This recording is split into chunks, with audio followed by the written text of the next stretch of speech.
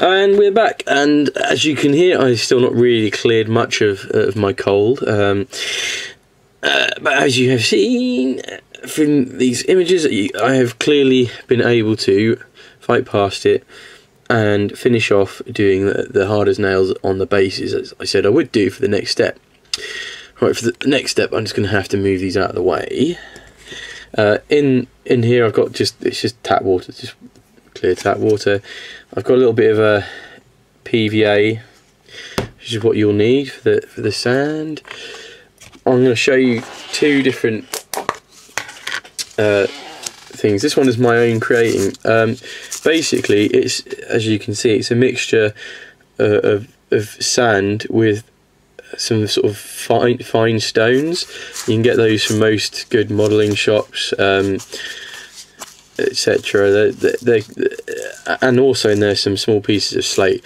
Now this is deliberate. I call this my special mix, because when I base stuff, you want it almost to be natural as possible, a bit random.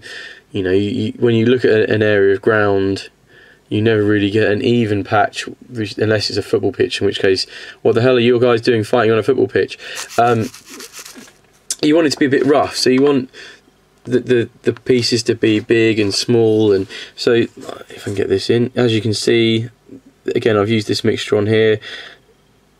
You can see that there's little grains as well as larger pieces that I've not actually deliberately placed. They're just in with this mixture. It just makes it a little bit easier, more straightforward, just dipping it into one thing and then pulling it out. I'm just trying to think if there's if I've got another one around here that demonstrates that a bit more. Not really. Okay, let's go for this guy. He's I still need to do some more work on the painting of it, but as you can see, mixtures of texture and size of the grains and the small stones and things just give it a little bit more earthy feel, I believe. That's my feeling. Some people just go for plain sand, and that's fine. I do actually go for plain sand on my smaller guys, because I'm not sure the other bits would be too big. So my 15mm is just fine grain sand. So obviously what we need to do first is get some PVA down on. I'm hoping this stuff's still alright. If not, I'll have to use some other stuff.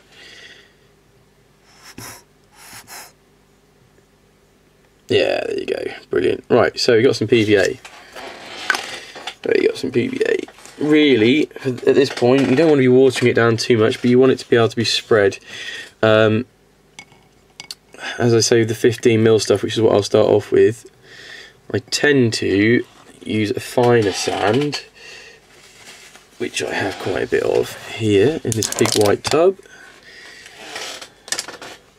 It's not sand from the beach, so don't worry, you shouldn't really take from the beach. It's just fine sand, as you can see. Right,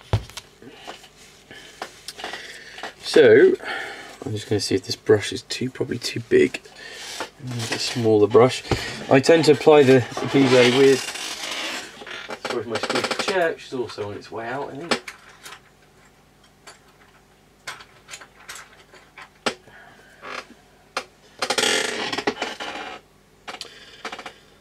Yeah, this will do. It's just a Revel brush.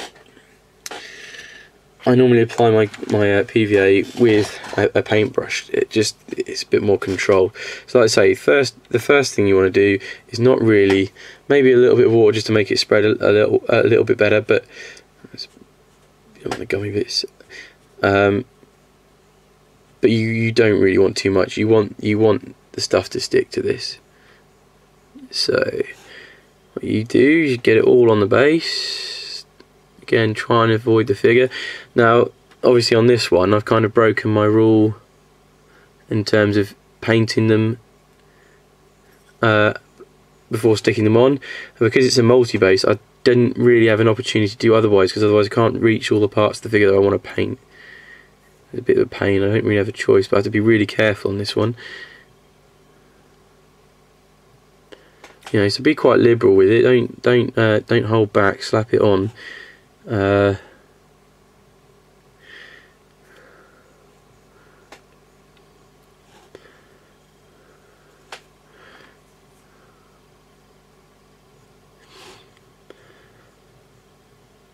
Again, sorry if I'm breathing quite loudly. My nose is basically, it's a bit like a collapsed tunnel at the moment. It's really not good. As you can see, I'm just slapping it on, like I said, just all around. He's actually got a rifle on his base, so I'm going to be careful not to. I may have got some on there. No, that's not too bad. Right, so once you've got glue in all the places you want, you might miss bits, but that's okay for now. You get your basing material. I should just angle this up a little bit more. So he's going to go in there. Make sure that the base gets a chance to be fully submerged under the sand. That's how I do it anyway. Now it might not cover in every place. Now this is where having the advantage of the stuff underneath is it's textured. So you can either leave it like that, or as I often do, especially when it's around the edge, it's really easy. Just get a little bit more paint on there, glue on there with the brush. Stick it in. And stroke it about a bit. Again, go around. I always go around the edges, or tend to with my thumb to brush off any of the loose stuff, because again, I like having the edges of my bases as nice and smooth, like so. And that basically, that there, is what you're going for on the smaller scale stuff. Obviously, on the larger scale stuff, you'll have bigger particles. I'll do some of that in a second. I'll demonstrate it on one of the figures off the main base, but I shall do the whole thing. And then obviously you don't want to watch me do the whole thing, because it's just the same thing over a larger space. And so here we have the weapon again, and I shall just use, I'm showing which guy I need to do first. So use the officer. Get my special mix out as well. So again, it's just literally a case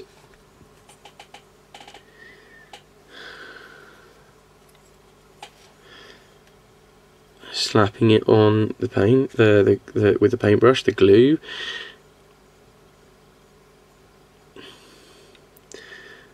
As before, you want to sort of almost go for as much as you can in some ways. Don't be scared of layering it a bit.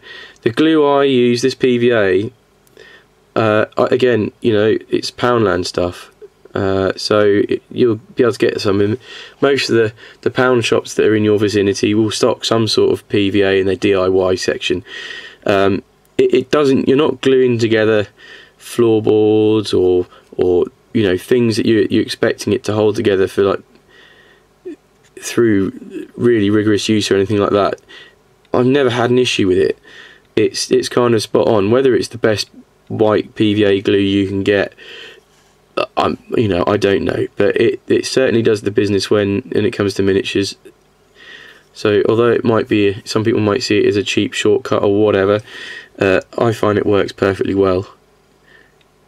So I've covered all of his base in glue again. Exactly the same principle as before. Give it a little shake up so it's all kind of mixed about a bit. It never seems to really like to do brilliantly, so you have to use a little bit of skill, and then dip them in again and try and get some of the larger pieces on as well. Oh, I have missed a little bit. Hang on. And again, I shall come back to him. I missed around by his foot.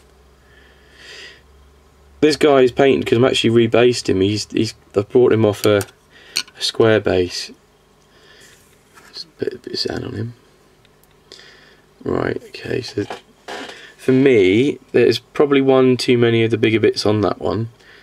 I'm going to try use my hand to take off, your fingers to take off a couple of the bigger pieces. Sometimes some of them aren't properly glued down anyway, so they come off quite easily. I'm just going to stick some more sand on him. There you go.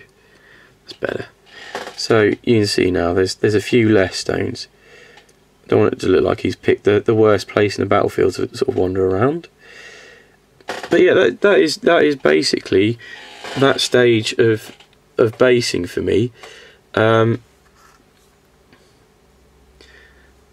there's not much more that I can show you without boring you to death with endless repetitiveness.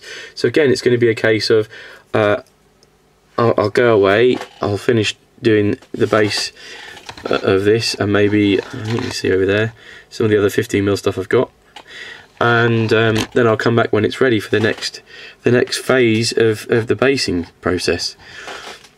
Let's see you in a bit. Hi guys, and I'm back for the final part of the basing tutorial. It's been a few days at least in between.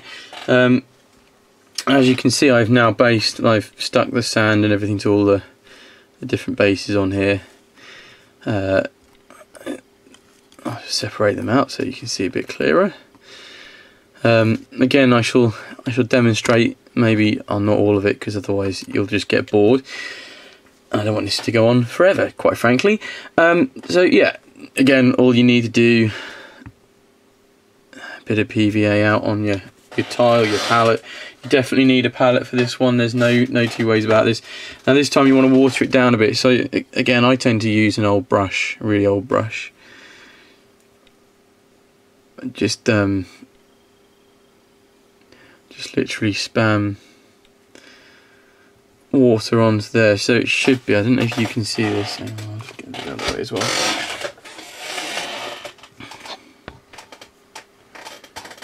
So what you're looking at is very watered down PVA really. It's, I'd say as much as 50-50. You definitely don't want it more than that, because this is just going to be a light covering over the top to hold it all in together.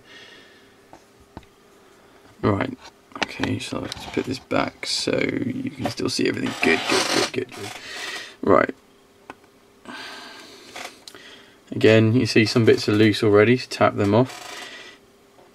Just literally, excuse the squeaky chair, daub it all over, especially the larger chunks, which are more likely to come off with knocks. Though this sand does as well, it's more likely to have stuck on the first time with the first bit of PVA. So literally, you just keep going around this. Again, like I said, I'm not gonna do the whole thing, although as quick as it might be, you guys will get bored of just watching me doing the same thing over an entire base and of this size with miniatures to go with it. It'd just be too much. But as you can see, it's pretty straightforward. I'm sticking it and getting this the PVA, the water down PVA, in all the areas it needs to get into. On the larger pieces, you don't need to go all the way over the top, but just make sure where it connects with the base, you put in a bit of glue to kind of seal it in. So as you can see, at this point, it doesn't really matter if you overlap and go in the indentations where I've got for the actual individual miniature bases to go on the weapon base. But like I say, I'm just going around the outside. It's not neat and tidy, it doesn't need to be.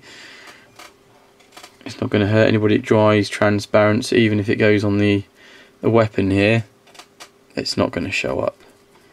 Well, not at this thickness anyway. There you go. And when pieces come off, what you can do is you can actually put them back on with the PVA you're using. So like I say, that is pretty much it. I'm not going to bore you guys once you've seen how to do. That's pretty much half a base I've done there. So that is literally all you do. I'm going to finish it off, and then I may do another tutorial later on how wow, I say tutorial. I'll show you guys how I paint the base and add things like tufts and stuff. Again, it's all pretty straightforward. Nothing that any of you won't be able to master within 5 minutes.